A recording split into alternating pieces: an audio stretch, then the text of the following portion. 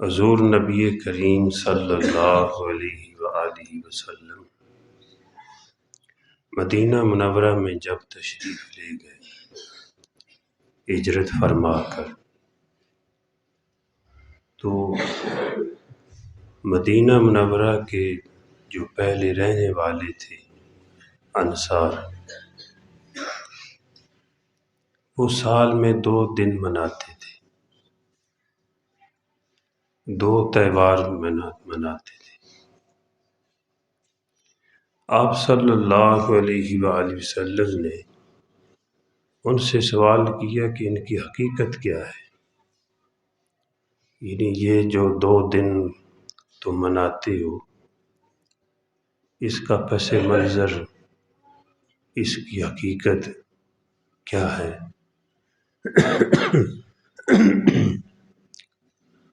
تو انہوں نے عرض کیا کہ ہمیں تو کوئی پتہ نہیں ہے، ہمارے بڑے ایسا کرتے تھے، ہم بھی کرتے ہیں۔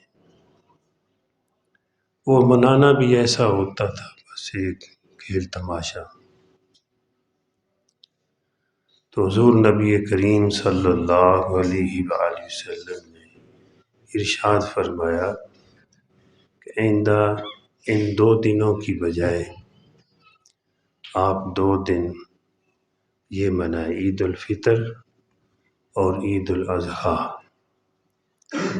یہ 2 دن خوشی کے ہیں، منائیں آپ۔ جیسے میں نے ابھی حدیث پڑھی ہے کہ آپ صلی اللہ علیہ وآلہ وسلم کا ارشاد مبارک ہے کہ ہر قوم کے لیے خوشی کا دن ہوتا ہے، اور ہمارا یہ دن خوشی کا دن ہے، عید کا دن ہے۔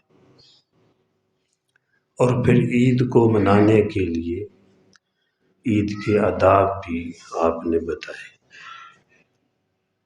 کہ کیسے جو ہے اس وقت کو گزارنا ہے۔ یہ خوشی کا موقع ہے، تو خوشی کے موقع پر بھی ہم نے اللہ کو کیسے خوش کرنا ہے، یہ دن کس طرح منانا ہے، اس کے آداب کیا ہیں۔ تو آپ کی سیرت طیبہ سے، آپ کے اسوہ حسنہ سے ہمیں رہنمائی ملتی ہے کہ اس دن اپنی عیش کر سکتا ہے آدمی۔ انسان کی طبیعت کے مطابق اسلام جو ہے عین فطرت کے مطابق، انسان کی جو فطرت ہے، جو فطری تقاضے ہیں، اسلام ان تمام تقاضوں کا احترام کرتا ہے اور پورا کرنے کا اہتمام بھی کیا ہے، اور پورا کرنے کی اجازت بھی دی ہے۔ انسان کی طبیعت میں اپنی عیش کرنا یہ ہے، تو عید کے دن اپنی عیش کرنا، اچھے کپڑے پہننا، خوشبو لگانا، غسل کرنا، یعنی جیسے خوشی کے لیے کوئی تیار ہوتا ہے، اپنی تیاری کر سکتا ہے، بلکہ مستحسن ہے اس دن جو ہے اپنی عیش کرنا، اس دن اپنے آپ کو زینت دینا، یہ مستحسن ہے اسلام کے اندر۔ خوشبو لگانا، تیل لگانا۔ لیکن ایک بات میرے ذہن میں ابھی آئی ہے، آج کل لوگوں نے تیل لگانا چھوڑ دیا ہے، تیل نہیں لگاتے، اس تیل والی سنت کو ترک کر دیا ہے، اور اس کی وجہ سے کئی بیماریوں نے بھی جنم لیا ہے۔ خشکی دماغ میں پیدا ہو جاتی ہے، اور بھی امراض جو ہے اس سے پیدا ہوتے ہیں۔ ہو سکتا ہے نظر پر بھی اس کا اثر پڑے۔ جب خشکی ہوگی تو تیل والی سنت کو بھی ادا کرنا چاہیے۔ بسم اللہ پڑھ کر اس بایاں ہاتھ پہ تیل کو ڈال کر، اس جو ہے شہادت والی انگلی کے ساتھ پہلے یہاں پہ لگایا جائے، پھر یہاں پر، اور پھر جو ہے مژگان پہ، پھر نیچے پلکے جو ہے اس پہ، اس کے بعد جو ہے پھر اس طرح جو ہے اپنے سر پہ جو ہے پھر مال لیا جائے۔ اسی طرح اگر صرف داڑھی پہ لگانا ہے تو تب بھی ایسا کر سکتا ہے۔ تو بہرحال اس دن تیل لگانا، خوشبو لگانا، اپنی عرائش کرنا اسلام کے اندر مستحسن ہے۔ اور پھر آتے ہوئے اس عید کے موقع پر آہستہ اللہ اکبر، اللہ اکبر، لا الہ الا اللہ واللہ اکبر، اللہ اکبر وللہ الحمد، تو راستے میں پڑتا ہے۔ یہ جو ہے ایک راستے سے اگر آئے تو مستحب ہے، بہتر ہے کہ دوسرے راستے سے اپنے گھر میں جائے۔ مثلا اس طرف سے آیا ہے تو واپسی اس طرف سے چلا جائے، اگر اس طرف سے آیا ہے تو واپسی اس طرف سے چلا جائے۔ یہ مستحب ہے، اگر کوئی کر لے تو یہ بھی ثواب کا کام ہے۔ تو اس طرح بلکہ امام شامی رحمۃ اللہ علیہ نے یہ بھی فرمایا ہے، اس موقع پر عید مبارک یعنی کہ مبارکباد دے دینا، اس میں بھی خوش خوش رہنا جو ہے یہ بھی ایک مستحسن عمل ہے۔ اور اسی طرح اس موقع پر بعض دفعہ ایسا ہوتا ہے کہ کسی کی فوتگی ہوئی ہوتی ہے 6 ماہ پہلے، تو صف ماتم بچھا دی جاتی ہے۔ یہ بالکل جو ہے خلاف آداب ہے اور خلاف سنت ہے، ایسا نہیں کرنا چاہیے۔ یہ موقع خوشی کا دن ہے، خوش خوش رہنے کا دن ہے، ایک دوسرے کو مبارکباد دینے کے عید مبارک، عید مبارک، اس طرح کے جو ہے الفاظ ایک دوسرے کو لوگ بعض دفعہ کہتے ہیں۔ تو اس سے یہ نہیں ہے کہ کسی کے ہاں صف ماتم بچھا دی جائے اور پھر سوگ وہاں یعنی کہ وہاں سوگ منایا جائے، یہ تو خوشی کا دن ہے۔ آپ صلی اللہ علیہ وسلم نے فرمایا اِنَّ لِكُلِّ قَوْمٍ عِیدًا ھَذَا عِیدُنَا، کہ ہر قوم کے لیے خوشی کا دن ہوتا ہے، ہماری یہ خوشی کا دن ہے، تو یہ رونے کا دن تو ہے نہیں، اس سے بھی بچنا چاہیے۔ اور اسی طرح یہ بھی مستحب ہے اور یہ بھی سنت ہے کہ خطبے کے اندر تکبیرات کا کثرت سے پڑھنا، اللہ اکبر، اللہ اکبر، لا الہ الا اللہ واللہ اکبر، اللہ اکبر وللہ الحمد، یہ بھی جو ہے یہ عید کا موقع ہے۔ اور اس خوشی کے دن یہ بھی موقع فراہم کیا کہ پہلے تو 5 نمازیں پڑھتے تھے، آج 6 نمازیں پڑھ لو، ایک نماز واجب اور کر دی۔ پہلے تو 5 وقت کی نماز، آج جو ہے عید کی نماز پڑھی جائے۔ تو خوشی کا موقع ہے تو عبادت کو بڑھا دیا کہ تھوڑی آج عبادت زیادہ کر لیں، اس میں خطبہ بھی سن لیں، یعنی واعظ و نصیحت بھی جو ہے وہ بھی سن لی جائے۔ تو یہ موقع جو ہے کہ اس دن شکرانہ کے طور پر یہ واجب ہے۔ یہ 2 جو رکعت نماز پڑھتے ہیں عید الفطر اور عید الاضحیٰ کی، یہ خوشی کے شکرانہ کی جو ہے یہ نماز ہے، لیکن یہ واجب ہے، اور ساتھ جو ہے وہ 6 تکبیروں کے زائد ہے۔ پہلی تکبیروں سے جو پہلے تو عام جو نماز پڑھی جاتی ہے اس میں 6 تکبیریں زیادہ ہیں۔ ثنا کے بعد اللہ اکبر 3 مرتبہ کہنا ہاتھ اٹھا کر، اسی طرح باقی نماز ہے جہاں جو پڑھی جاتی ہے۔ اور اس کے بعد جو دوسری رکعت ہے اس کے اندر رکوع جانے سے پہلے 3 مرتبہ اللہ اکبر ہاتھ اٹھا کر جو ہے تکبیرات کہنی چاہیے، اور 4تھی مرتبہ رکوع میں آدمی چلا جائے۔ بعض دفعہ ایسا ہوتا ہے کہ عید کا اعلان دیر سے ہوتا ہے، جیسے پچھلے سالوں میں بھی کئی مرتبہ ہوا، اس پر لوگ غیبت کرتے ہیں علماء کی اور بڑے لوگوں کی، اس پہ برا بھلا کہنا شروع کر دیا، ایک بہت بڑے گناہ میں مبتلا ہوتے ہیں۔ تو ایسے یعنی لوگوں سے بچنا چاہیے، ایسے لوگ جن کے کاندھوں پر امت کا ایک بوجھ ہو اور ان کو وہ احتیاط کی وجہ سے کچھ دیر کر دے تو ان کو برا بھلا کہنا شروع کر دے، تو بھائی یہ بہت بڑا گناہ ہے اور بلکہ علماء کی غیبت کرنا، چاہے وہاں پہ جتنے مسالک ہیں سب کے لوگ موجود ہوتے ہیں، عام مسلمان بھی یہ نہیں چاہتا کسی کا روزہ خراب ہو، تو وہ کیسے چاہتے ہوں گے؟ غلطی ہو سکتی ہے ان سے بھی، ہم سے بھی ہو سکتی ہے، کوئی ایسی بات نہیں ہے۔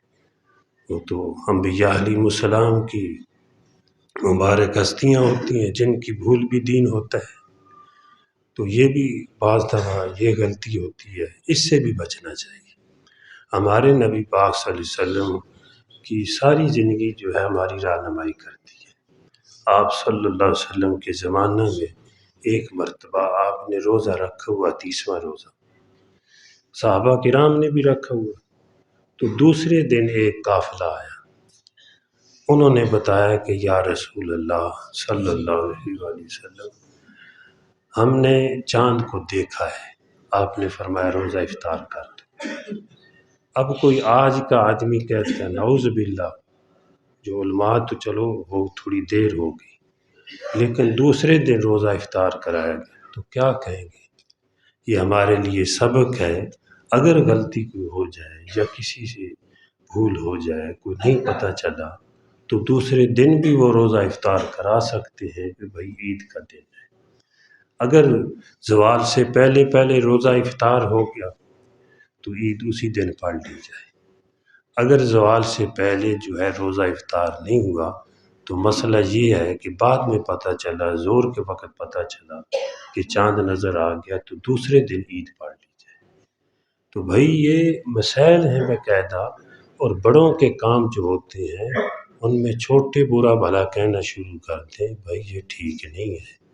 علماء کی غیبت، امام ابن عساکر رحمۃ اللہ علیہ، بلکہ یہاں پر امام کعبہ صاحب آئے تھے اسلام آباد میں کچھ سال پہلے، تو انہوں نے امام ابن عساکر رحمۃ اللہ علیہ کا ایک ملفوظ پیش کیا۔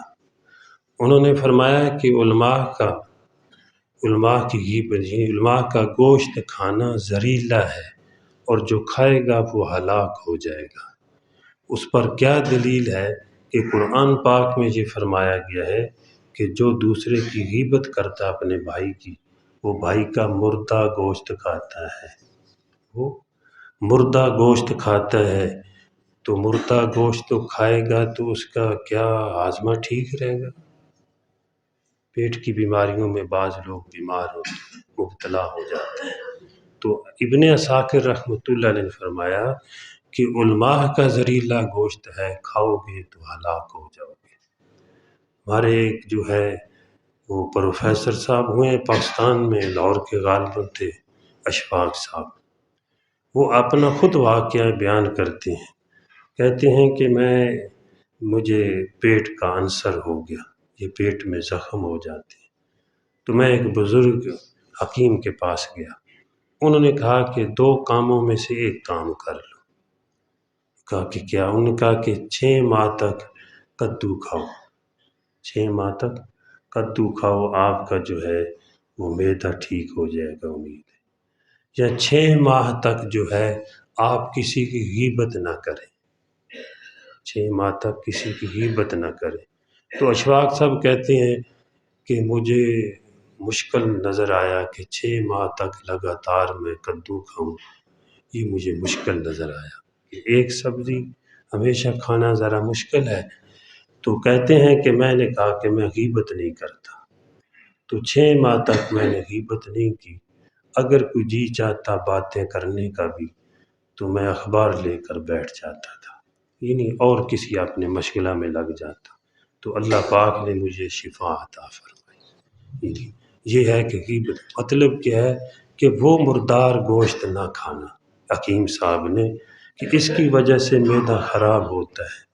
تو کتنے لوگ اس غیبت میں مبتلا ہو کر، جس کے بارے میں حضور نبی کریم صلی اللہ علیہ وسلم نے فرمایا اشد من الزنا، زنا سے بھی سخت ہے، لیکن یہ ہے کہ ہمیں کوئی پتہ نہیں چلتا، بڑوں کی غیبت کر کے، علماء صلحاء کی، اپنے بڑوں کی، ایسے لوگوں کی جن کو اپنے اعمال کا بیچاروں کو پتہ بھی نہیں ہے۔ بعض دفعہ ایسا ہوتا ہے کسی پر ایسی وہ تو ہوتی ہے تہمت، لیکن تہمت بھی لگانا اور غیبت بھی کرنا، یعنی کہ اس کے پس منظر جو ہے بعد میں جو ہے، تو ایسا یعنی کہ پھر بعض لوگوں کو دیکھا گیا کہ ان کو پتہ بھی نہیں اس بات کا جس کی وجہ سے ان کو برا بھلا کہا جا رہا ہے۔